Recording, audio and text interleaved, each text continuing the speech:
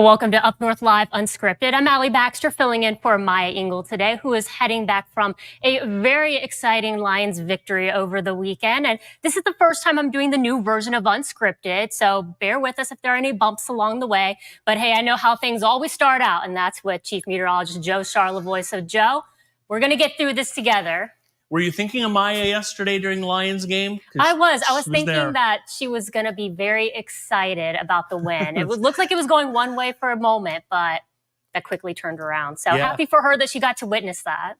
Yeah, my Packers won kind of the same way, field goal last second. So interesting. Makes the game interesting, right? Yeah, well, to the last minute, yeah, I guess so. That's true. Just small heart attacks along the way. I'll tell you what, though, it was a day today. I mean, if you were outside, it felt like July or August out there. It was hot out there for sure. I was debating, okay, what do I wear just walking outside for the 5 minutes to work today? I was like, the sweater's not going to cut it today. It is way too hot out there. Yeah, and we have one more day of that. We did break some records. We'll talk a little more about that, Allie, a little later in the show.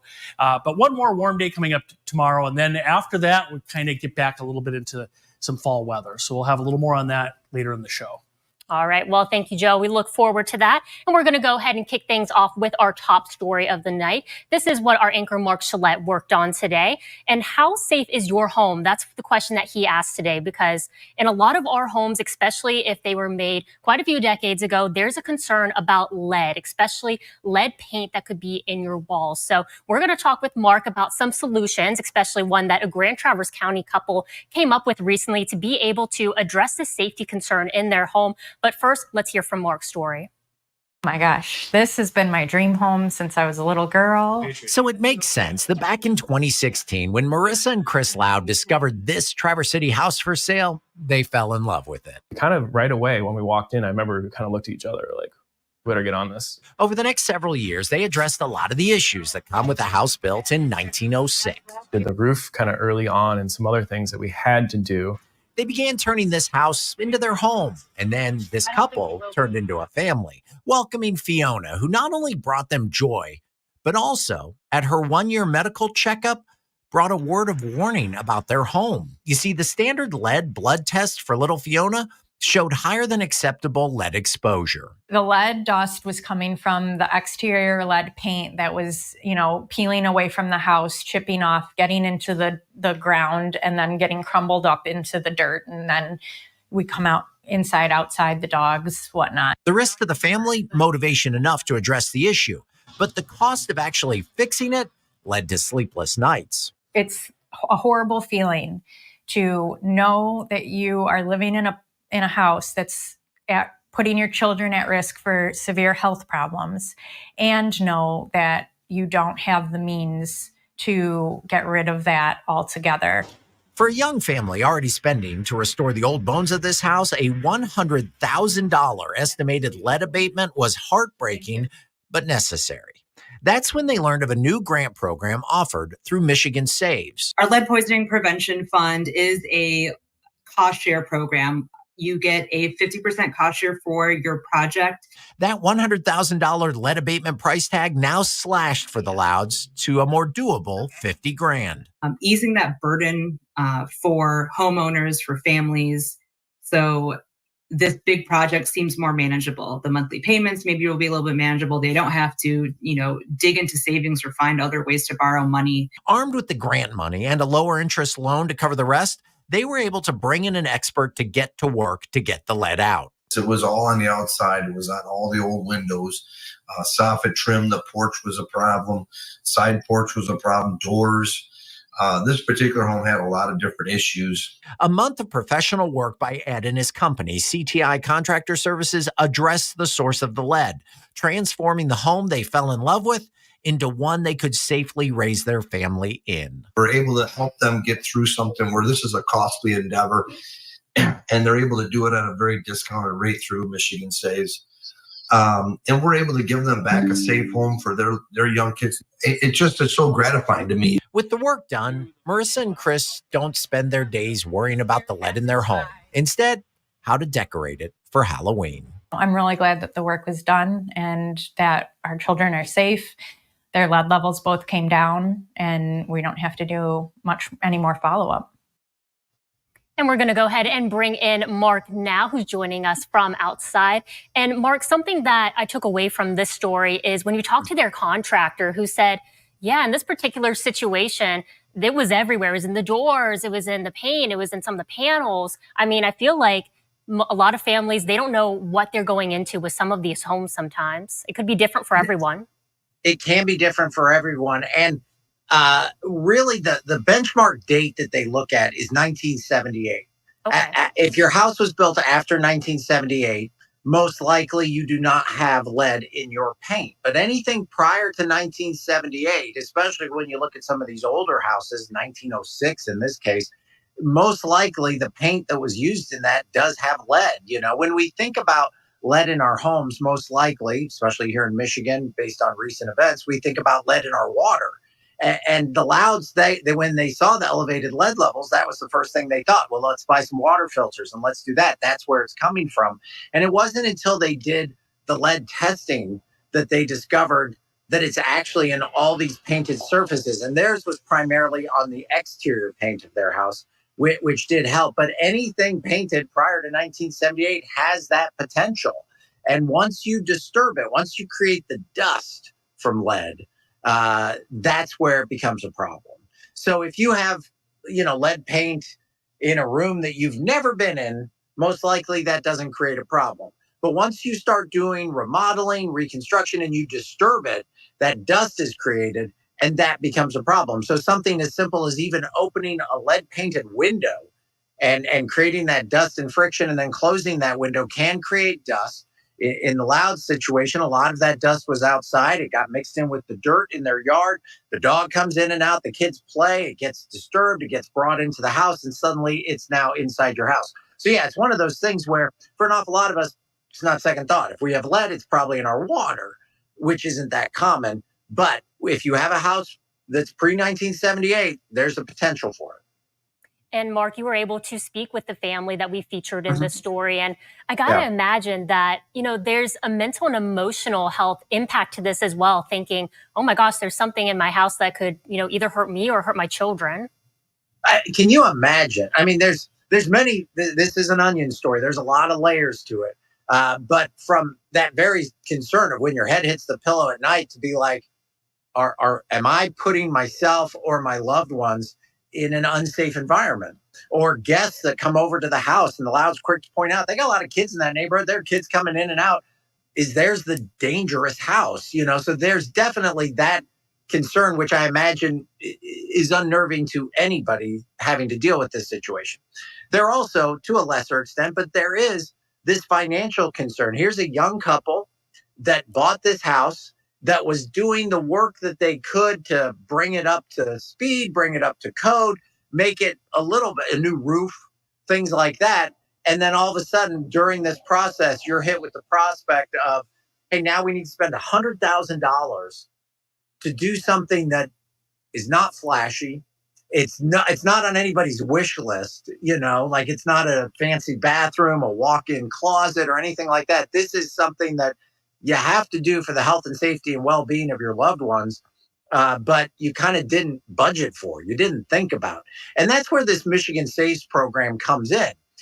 It's for people that make enough money so they don't qualify for the free programs that are out there, but they also don't make enough money that, $100,000 repair bill is doable. So this program is really designed to meet that in-between need of you don't qualify for free, but this is too expensive. And it doesn't have to be a $100,000 project. They do loans for as little of $1,000. It really is, it covers 50%, starting at about $2,000 of a lead abatement remediation process, which sounds like a lot of money. But when you're talking about lead paint in a house, think about in a house, all the places that lead, but you can get to $2,000 really quickly. So that's really the point of this grant and the Michigan Saves program is to help those people create a healthy, safe home environment that otherwise might not financially be able to. And Mark, I have just one more question for you. Sure. And something that I read earlier as part of your story is that they are offering free lead testing, correct? Yes. Just for that peace of mind. Yeah, you can, if you have questions about your house, if you go and do this on your own, you can easily spend $1,000 to have your house tested. They walk around with a device and they can measure things and determine that. Well, that's $1,000 right off the get go. Michigan Saves does offer this program. Well, they'll come in and they'll do a free lead assessment of your home. So if you are in that category where you think, geez, we got elevated levels in our kids, our house was pre-1978, that's $1,000 that you could actually put towards a solution instead of just a test. And the testing, they highly recommend it because you will know where your problems are and exactly what you're dealing with. So yeah, it's a good step. If you think you meet these criteria, get in touch with Michigan Saves, and they may be able to do a free lead assessment of your property. Well, Mark, thank you so much for sharing some more information with us tonight. And now we're going to go ahead and move on to a story that ties in with our question of the day, which is how much influence do candidate interviews have on your vote? So before we get into the results of that, we're going to watch this quick story from Jeff Harris. And she gave some really stupid answers. And what they did is they cut those answers out and they put other answers in. And I think it's really, I think it's a very bad act.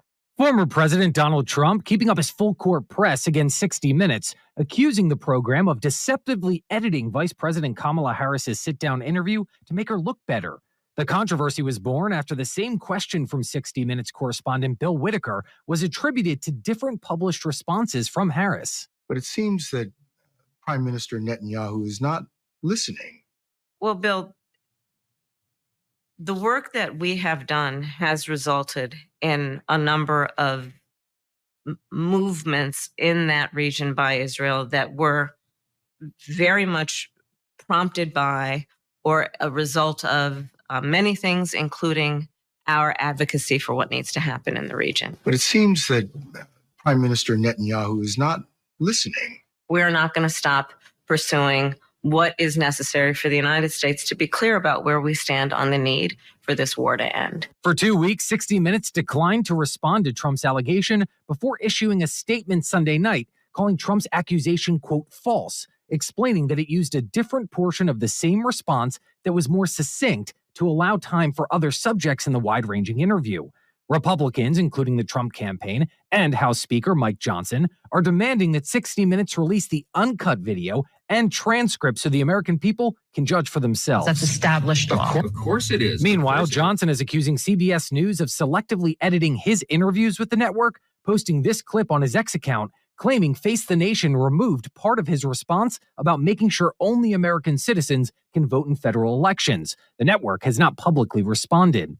The accusations come as reported internal strife exists at CBS News over a contentious but civil interview between CBS Morning's co-anchor Tony DeCopel and author Ta-Nehisi Coates over the Israel-Palestinian conflict. What is it that so particularly offends you about the existence of a Jewish state that is a Jewish safe place and not any of the other states out there? There's nothing that offends me about a Jewish state. I am offended by the idea of states built on ethnocracy, no matter where they are. According to published reports, DeCopel was reprimanded for the interview, and CBS News boss Wendy McMahon directed the network to review its objectivity. CBS News' parent company has since said the reprimand was a mistake. A new Gallup survey shows trust in mass media is only at 31% among adults, leading those who work in the industry to pose the question, does the media deserve to be mistrusted? I'm Jeff Harris for the National News Desk. And that ties in with our question of the day. It is how much influence do candidate interviews have on your vote? So out of 288 votes that we have so far, these are pretty split, actually. It's 29% so far winning, saying a lot of influence. 28% say some influence. Very little influence for 16%, and no influence at all for 27%. Now, there is still time to vote. You can go ahead and scan that QR code on your screen, and that will take us into our first commercial break. So for those of you who are joining us online, you still have time to chime in for our question of the day. And hey, leave a comment as well. When we come back, we're going to get a weather forecast from Joe Charlevoix. I'm Jada Johnson from Big Boys TV, and the Fish and Game Report is sponsored by Johnson's Propane.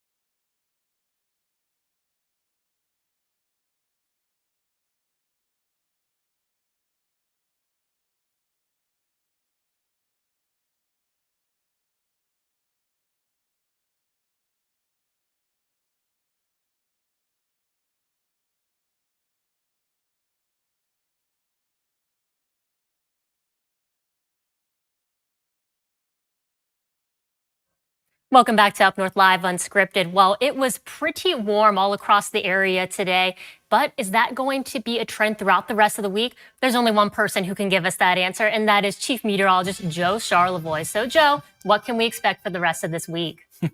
Well, thank you for that kind intro. I appreciate that.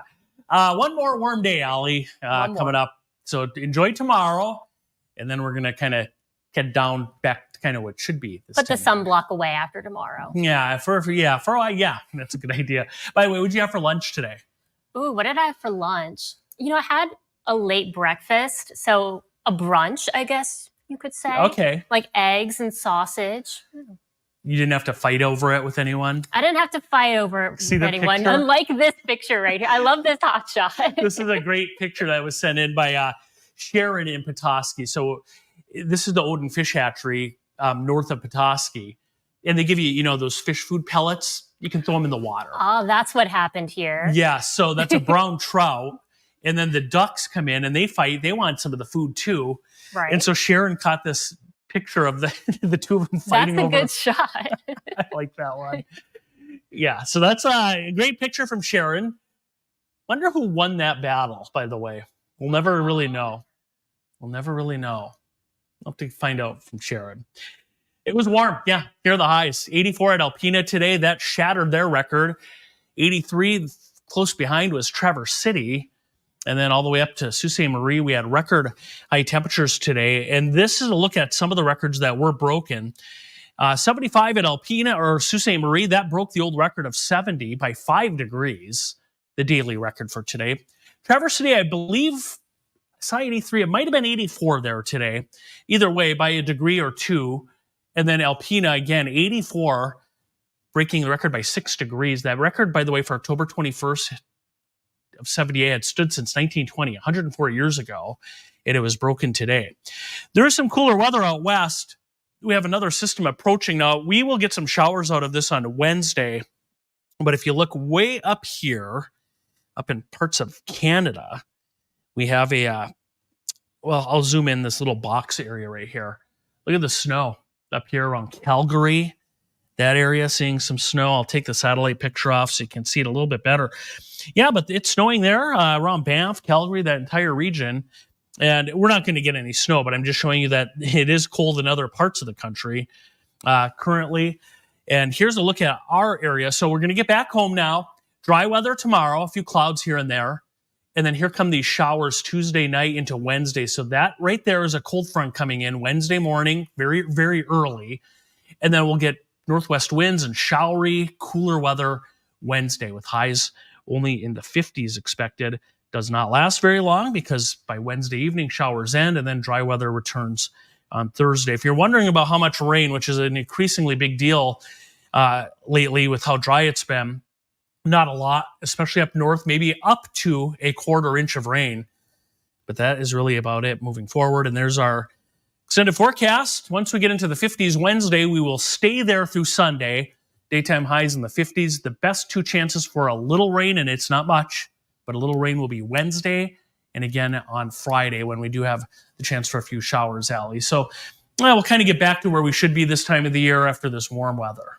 All right. Well, thank you, Joe, for sharing what you know. Now, coming up, we're going to be talking with Sports Director Harrison Beebe. He's going to recap some high school sports championships that happened over the weekend and the Lions' victory as well. Now, for those of you who are joining us online, you still have a chance to vote on our question of the day. We'll be right back.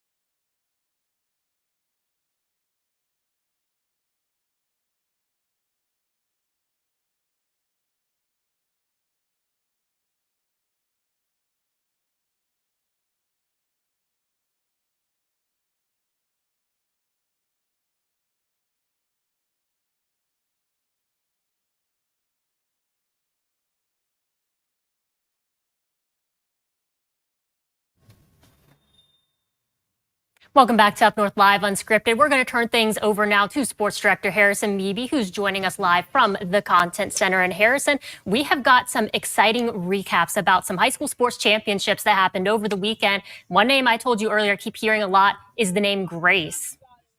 Yeah, Grace was in her good graces on Saturday. She picked up a state championship that's eluded her in Division IV girls golf. She shot a 75. I believe she was one back of the leader after day one, but it's a two-day tournament. She shot a 69, 369, including a beauty of an eagle shot on the one of the front 9 holes to capture that state championship by 5 strokes. So Grace, big congrats to her. I know for a couple of years now she's been seeking that state title.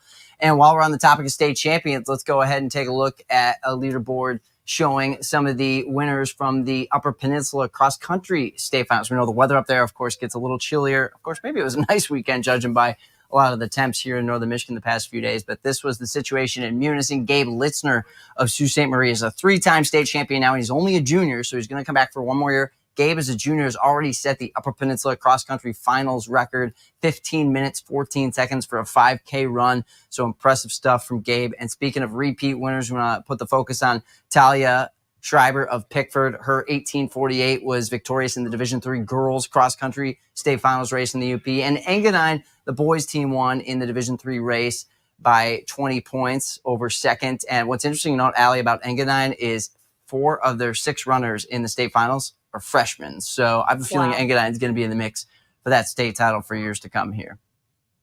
Yep, that's definitely a strong team, Harrison. And of course, and I think Harrison was going to recap the Lions real quick, but hey, we know that they had an amazing come back. Oh, we're coming back. Yeah, sorry about that. You mentioned the Lions earlier, so I figured I'd touch on that while we got a few seconds left. Yeah, the win of the season, no doubt, in Minnesota, 31-29. That's why Maya's not here tonight, and you are, because she was at the game. Probably doesn't have a throat to talk about today, so we let you take over the controls. And great all-around performance from the Lions to come back and win that one on the road. They're now the top team in the NFC North and the NFC as a whole at 5-1. All right. Well, thank you, Harrison, for that sports recap. Coming up, we're going to take one last look at our question of the day. And for those of you joining us online, that is posted so you can scan the QR code and chime in. We have 292 votes right now. We'll take a look at those results when we come back. Salon services are furnished by Epiphany Advanced Academy in East Acme.